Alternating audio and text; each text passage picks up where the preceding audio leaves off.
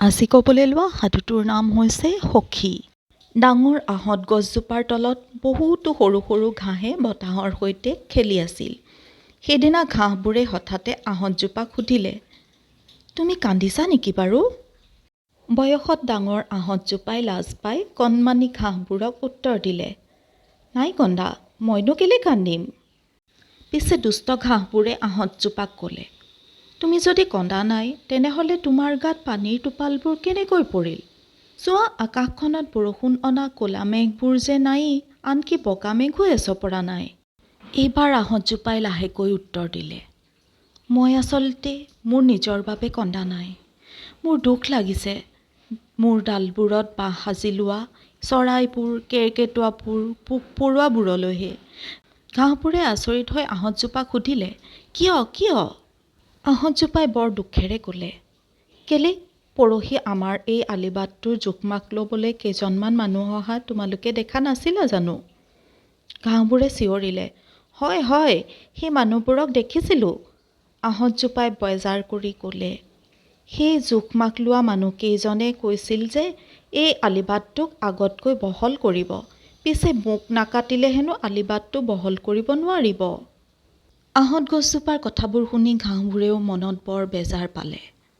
আহঁত গছজোপা কাটি পেলালে ঘাঁহবোৰে চোকা ৰ'দত বৰ কষ্ট পাব, কাৰণ গছজোপাই ঘাঁহবোৰৰ ওপৰত শীতল ছাঁ দি থাকে। পিছে সেই চৰাই, কেৰ্কেটুৱা, পোক পৰুৱাবোৰে নিষ্ঠুৰ মানুহবোৰে কোৱা কথাবোৰ শুনিবলৈ পাইছিল জানো? চৰাইবোৰে সেই বেয়া মানুহবোৰৰ কথাবোৰ শুনিবলৈ পোৱা নাছিল, কাৰণ সিহঁতে ৰাতিপুৱাই আহাৰ বিচাৰি দূৰণিলৈ উৰি গুচি যায়, গধূলিহে সিহঁত বাহলৈ উভতি আহে। গছজোপাৰ ডালে পাতে বেগাই দৌৰি ফুৰা পোক পৰুৱাবোৰৰো ৰৈ থাকি মানুহবোৰৰ কথা শুনিবলৈ সময় নাই। আহঁতজোপালৈ আন কিছুমান চৰাইয়েও কিন্তু অলপ সময়ৰ বাবে জিৰাবলৈ আহি থাকে। সিহঁত দেখাত যে ইমান ধুনীয়া, চৰাইবোৰৰ মাতবোৰো যে ইমান মিঠা। এতিয়া যদি আহঁত গছজোপা কোনোবাই কাটি পেলায়, তেন্তে সেই ধুনীয়া চৰাইবোৰে বাৰু ক'ত জিৰাবহি? গছজোপাত বাস কৰা চৰাইবোৰৰ বাহত কণীবোৰ উমনিত আছে, নতুবা কণ কণ উৰিব নোৱাৰা চৰাই পোৱালিবোৰো আছে। সেইবোৰে বাৰু গছজোপা কটাৰ দিনা কেনেকৈ উৰি পলাই গুচি যাব পাৰিব? আলিবাট বহল কৰিবলৈ অহা মানুহবোৰে চাগৈ ভাবিছে, আহঁত গছজোপা এজোপা সাধাৰণ গছ। কাটিবলৈ ওলোৱা আহঁত গছজোপাই চৰাই চিৰিকটি, পোক পৰুৱা, কেৰ্কেটুৱাবোৰক থাকিবৰ বাবে আশ্ৰয় দিয়াৰ উপৰি আন এটা ডাঙৰ কামো কৰি আছে। আহঁত গছজোপাই বতাহৰ পৰা কাৰ্বন ডাই অক্সাইডৰ দৰে দূষিত গেছবোৰ নিজে শুহি লৈ মানুহকে ধৰি সকলো প্ৰাণীৰ বাবে বতাহ নিৰ্মল কৰি আছে। ইমান ডাঙৰ কথাটো সেই মানুহজনে নাজানে নেকি? পিছদিনা ৰাতিপুৱা এজনী ৮ বছৰীয়া ছোৱালীয়ে আহঁত গছজোপাৰ তললৈ আহিল। তাই গছজোপাক চুই উচুপি উঠিল। আহঁতজোপা আৰু তাৰ তলত থকা ঘাঁহবোৰে ছোৱালীজনীক চিনি পায়। ছোৱালীজনীৰ নাম ইনা। ইনাহঁতে আলিবাটটোৰ সিফালে থকা ঘৰ এটাত থাকে। প্ৰতি পুৱাই ইনাই ঘৰটোৰ গেটখনৰ কাষলৈ আহি গছজোপাত পৰাই নতুন চৰাইবোৰলৈ চাই থাকেহি। মাকে ইনাক চিঞৰি মাতে, ইনা, ঘৰলৈ আহা, তোমাৰ স্কুল যাবলৈ দেৰি হৈ যাব। মা, মই চৰাই চাই আছোঁ, এইমাত্ৰ গছজোপাত ইমান ধুনীয়া হালধীয়া ৰঙৰ চৰাই দুটা পৰিছেহি। ইনাৰ কথা শুনি তাই মাকেও বাৰান্দাখনৰ পৰা নামি আহি চৰাই চাবলৈ ধৰে। ইনাই কান্দি থকা দেখি মাকে ঘৰৰ পৰাই চিঞৰি সুধিলে, ইনা, তুমি তাত কি কৰিছা? তোমাৰ স্কুল যাবলৈ দেৰি হৈ যাব।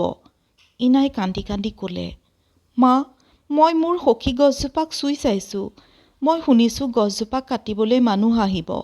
মা, মই মোৰ মৰমৰ গছজোপাক কাকো কাটিবলৈ নিদিম। মাকে ইনাৰ ওচৰলৈ আহি ক'লে, ইনা, তুমি নাকান্দিবা। তুমি এতিয়া স্কুললৈ যোৱাগৈ। তোমাৰ দেউতাৰা আৰু মই আমাৰ এই মৰমৰ সখীজনৰ ভালৰ বাবে কিবা এটা কৰিমেই। ইনাই মাকৰ হাতত ধৰি ঘৰলৈ গুচি গ'ল। ইনাহঁত যোৱাৰ পিছত ঘাঁহবোৰৰ ইডালে সিডাল ঘাঁহক ফুচফুচাই ক'লে, সকলো মানুহ বেয়া নহয় দেখোন। আহঁতজোপায়ো ফুচফুচাই ক'লে, এৰা, সকলো মানুহ বেয়া নহয়। পিছদিনা আবেলি ইনাৰ মাক দেউতাকৰ সৈতে চুবুৰীটোত থকা সকলো মানুহ আহঁত গছজোপাৰ তললৈ আহিল। ডাঙৰ মানুহবোৰৰ লগত ইনাৰ দৰে সৰু সৰু ল'ৰা ছোৱালীবোৰো আহিছিল। মানুহবোৰে গছজোপাৰ তলত এখন সভা পাতিলে। সভাখনৰ শেষত সকলো মানুহেই ক'লে, আমি কাকো গছজোপা কাটিবলৈ নিদিওঁ। আলিবাটটো আনপিনেও কাটি বহলাব পৰা যাব।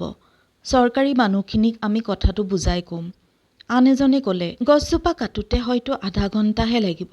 পিছে এনে এজোপা গছ পাবলৈ আমি ৩০ বছৰ ৰৈ থাকিব লাগিব। ইফালে আহঁত গছজোপাৰ তলত ইমান মানুহ গোট খোৱা দেখি গছজোপাত থকা চৰাইবোৰে ভয়তে ইফালে সিফালে উৰিবলৈ ধৰিলে। গছজোপাত বাস কৰা কেৰ্কেটুৱাবোৰে গছজোপাৰ আটাইতকৈ ওখ ডালবোৰলৈ বগাই গৈ পাতৰ আঁৰত লুকাই থাকিল। পোক-পৰুৱাবোৰেহে ক'ত লুকাব তাৰ ঠিক কৰিব নোৱাৰিলে। মানুহৰ ভৰিৰ গছকত কেইটামান পোক-পৰুৱা অচেতন হ'ল। সিহঁত মৰিয়েই গ'লহেঁতেন। পিছে ঘাঁহবোৰে নিজৰ মাজত আশ্ৰয় দি সিহঁতক কোনোমতে মৰাৰ পৰা বচালে। এদিন পুৱা চুবুৰীটোৰ মাক-দেউতাকবোৰ দল বান্ধি গাড়ীয়ে, বাছে, অটো ৰিক্সাৰে ক'ৰবালৈ ওলাই গ'ল। সৰু ল'ৰা-ছোৱালীবোৰে তেওঁলোকৰ লগত নগ'ল। কাৰণ সিহঁতৰ যে স্কুল আছে। একেবাৰে সৰু ল'ৰা-ছোৱালীবোৰ মানে কেঁচুৱাবোৰ আৰু সিহঁতৰ মাকবোৰেও মানুহখিনিৰ লগত যাব নোৱাৰিলে।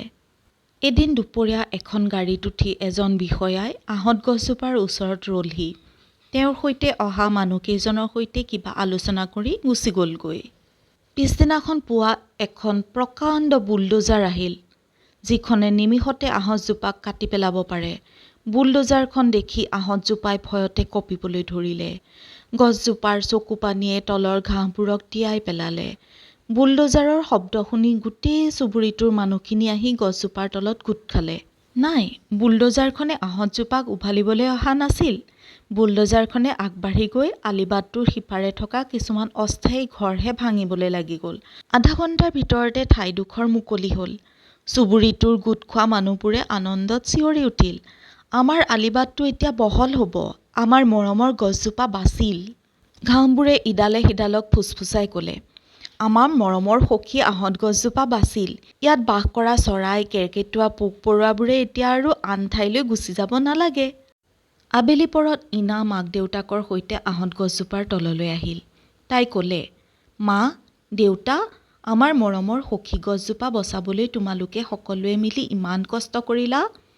দেউতাকে উত্তৰ দিলে, আমি সেই বিষয়াজনকো গছজোপা বচোৱাৰ বাবে ধন্যবাদ দিছোঁ। জানানে ইনা, এতিয়াও গছ-গছনিক ভালপোৱা বহুত মৰমীয়াল মানুহ পৃথিৱীখনত আছে। ইনাই মাক-দেউতাকৰ সৈতে ঘৰলৈ উভতি যোৱাৰ পিছত ঘাঁহবোৰৰ ইডালে সিডালক ফুচফুচাই ক'লে, মানুহবোৰৰ মাজত গছ, চৰাই, পোক-পৰুৱা, কেৰ্কেটুৱাবোৰক ভালপোৱা মানুহ আছে মাথোন। আহঁতজোপায়ো গহীন মাতেৰে কৈ উঠিল, এৰা, এইখন পৃথিৱীতে ইনাহঁতৰ দৰে গছক ভালপোৱা সৰু ল'ৰা-ছোৱালীও আছে বুলি আমি আগতে জনাই নাছিলোঁ দেই।